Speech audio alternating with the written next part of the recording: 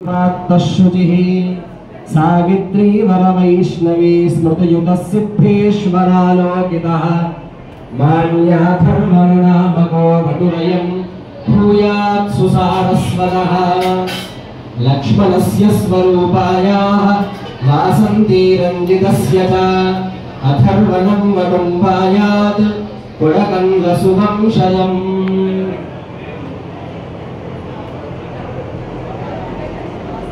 మన సనాతన వైదిక ధర్మంలో మొట్టమొదటి ఆశ్రమము బ్రహ్మచర్య ఆశ్రమం. మానవుడు పుడుతూనే 3 రుణాలను కలిగి పుడతాడు. జాయమానో వై బ్రాహ్మణస్త్రిభిర్ణవాజాయతే. ఆ 3 రుణాల్లో బ్రహ్మచర్యేణ ఋషిభ్యః, బ్రహ్మచర్యం ద్వారా ఋషి రుణాన్ని పోగొట్టుకుంటాడు. కాబట్టి అట్లాంటి బ్రహ్మచర్యాశ్రమాన్ని స్వీకరించాలి అంటే ఉపనయన సంస్కారం ద్వారా ఆ బ్రహ్మచర్యాశ్రమాన్ని స్వీకరిస్తాడు.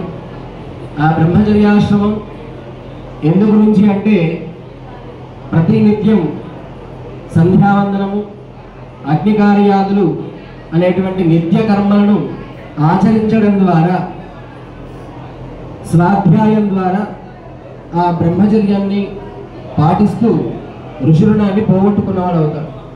కాబట్టి అట్లాంటి ఈ అథర్వణుడు అనేటువంటి నూతన వటువు ఎలా ఉండాలి అంటే సంధ్యావందన తత్పరోస్తు సతతం.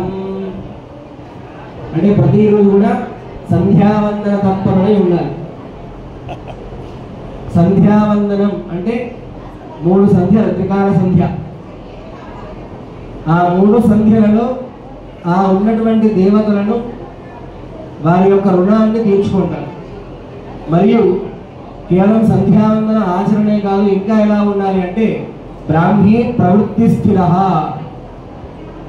ఆ బ్రహ్మతత్వాన్ని, ఆ బ్రహ్మ స్వరూపాన్ని, ఆ తేజస్సుని అదే వృద్ధి కలిగినటువంటి వాడై స్థిరమైనటువంటి మనస్సుతో నిత్యం తనకున్నటువంటి కర్మలను ఆచరించాలి. మరియు గాయత్రి సముపాసకోస్తు. కేవలం సంధ్యావందనంలో ప్రధానంగా మనం చేసినటువంటి పాపాలన్నింటినీ కూడా తీసేస్తుంది ప్రతిరోజు సంధ్యావందనం.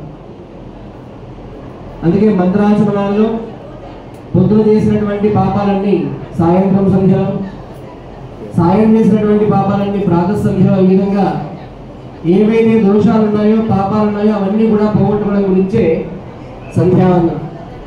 ఆ పాపాలు పోగొట్టుకొని గాయత్రి యొక్క ఉపాసన చేయాలి. ఎందుకంటే నగాయత్ర్యా పరం మంత్రం. అట్లాంటి గాయత్రి మంత్ర ఉపాసన చేస్తూ నిమృజి రౌద్రి కృపాక్తశుచి.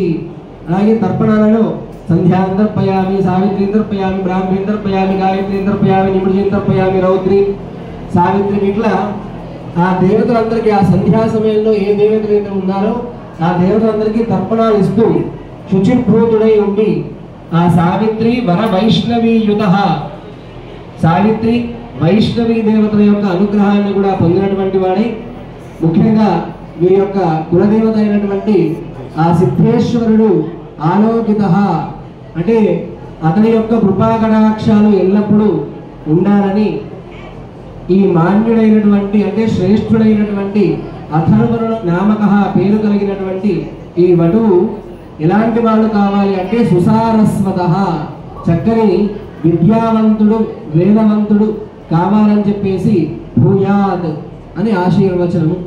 అలాగే లక్ష్మణస్య స్వరూపాయాః, లక్ష్మణమూర్తి స్వరూపణ యొక్క పౌత్రుడు.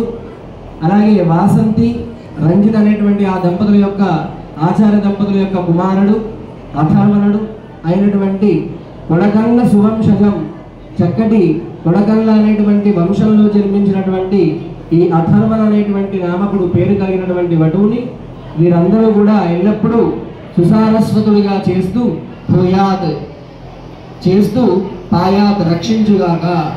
స్వస్తి.